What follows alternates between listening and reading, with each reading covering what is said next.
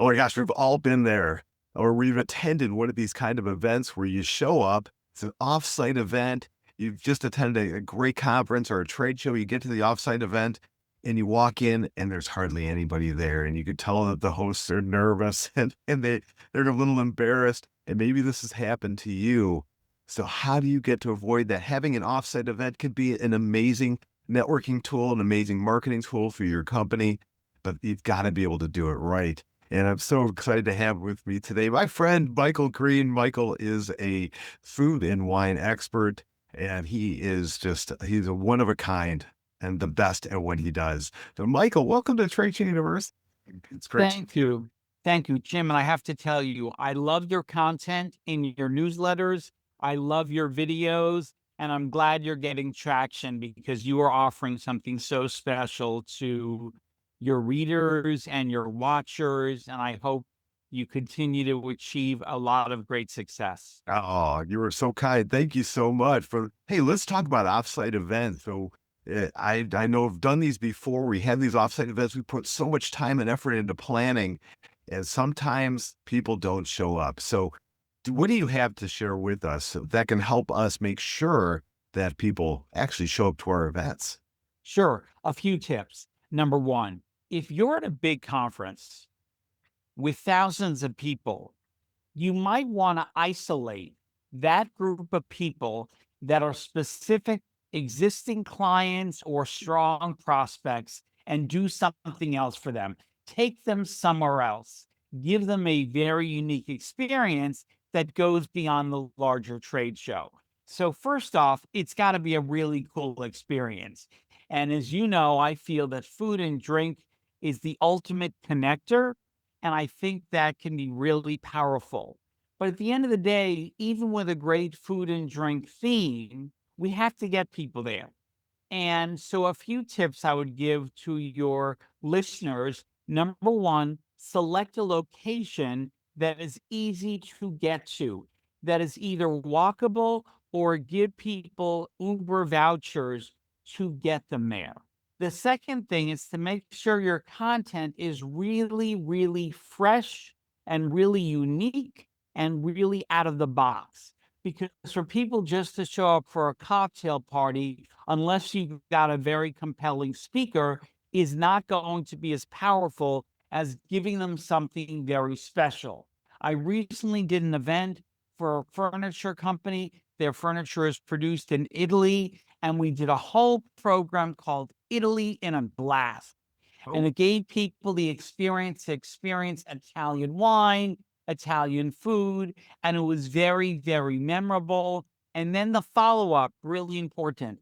We sent them all the tasting notes and all the foods they enjoyed after the event with a bit of an ask. Would you take a phone call? If you got any more information you want about our company, please reach out. Things like that are really, really important. But I find that having an offsite is a really good investment if it's done well. wow, those a couple things there that I have never heard before. One of them, and I absolutely love this because I've been to so many where we get invited, and maybe it's at a memorable event. Like, well, went to one at the NASCAR Hall of Fame, which was fantastic. But we had to Uber there. You know, you had to find your way there, and then all of a sudden you're like, okay, who's going? Who's expensing this? Yeah, a ride out there. Right. I love the idea of Uber vouchers. Make it simple for them, or even better, make it walkable. If you could find that unique Yeah. venue close to the thing. The second thing, and I don't think I've ever experienced this, a follow up after the offsite event. That's just absolutely brilliant because you've invested a lot to be there. You've invested a lot into your programming. Like you said, Italy in a glass. That sounds, I would love to attend that. And how do we get people to remember that again and bring them back into that great state of that experience that the awesome food, the awesome wine, but even more so connecting them back to the company. Love the follow-up idea. I appreciate that, Jim. And also to try to theme what you're doing to the brand that you're representing, to the brand that you're selling, to the brand that you're promoting, I think is really, really key. I've got another program called Wine by design that actually can work really, really well with tech companies, with furniture and fabric companies, but really taking the time to create an experience that ties in to what you're selling and what you're doing.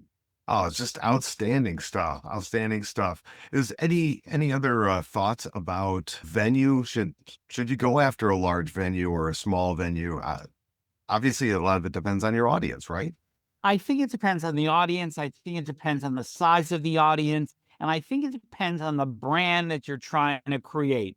I did an event in Las Vegas, and this needed to be very big and very splashy. So we did an event on the 50th floor of a hotel overlooking beautiful parts of Las Vegas. And it was very sexy, excuse my French, and it was very memorable, and people were taking pictures, and we did high altitude, great wines from high places. The other thing is that if you're looking for the integrity of the authenticity of place where your product or where your service is produced, I have a program called Great Wine from Great Places, and we tie in the places to the brand and what they're looking to do.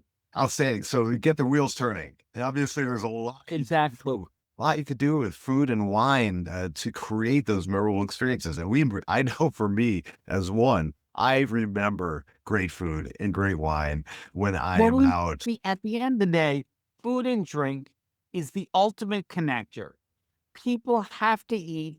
Many people love to drink, and everyone's got an opinion, and everyone loves to talk about it. So why not capitalize on this?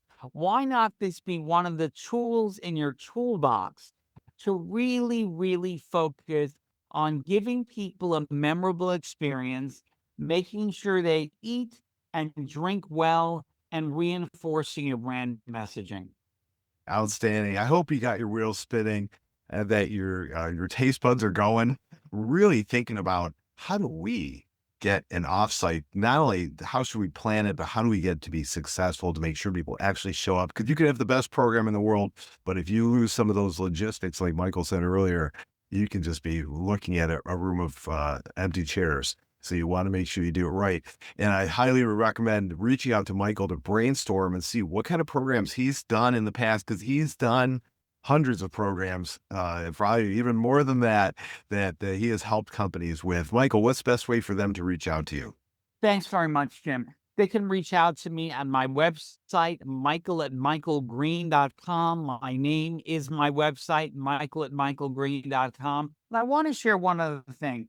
Event flow is really important. You want to select a room that's going to allow for the proper movement, for the proper idea that people really need to go on a journey, and you want to make sure there's enough space for people to mingle, for you to have sidebar conversations, all of that good stuff as well. So venue selection, really important.